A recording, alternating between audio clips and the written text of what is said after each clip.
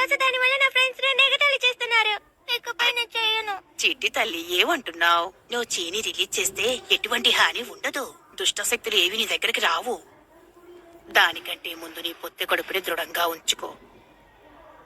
ఆ తర్వాత నుంచి తలపైన ఉన్నట్టుగా ఇమాజిన్ చెయ్యి.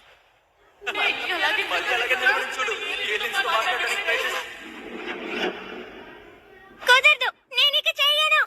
మోమో ఎక్కడికి వెళ్తున్నావు? ఆగు. నేను మిమ్మల్ని ద్వేషిస్తున్నాను. నాకు మీరు నచ్చలేదు. ఆ రోజు జరిగిన విషయాలు ఎందుకు నాకు ఈ రోజు గుర్తుకొస్తున్నాయి? నన్ను క్షమించండి బామ్మ. ఆ రోజు నేను అలా ప్రవర్తించిన దానికి చాలా బాధపడుతున్నాను.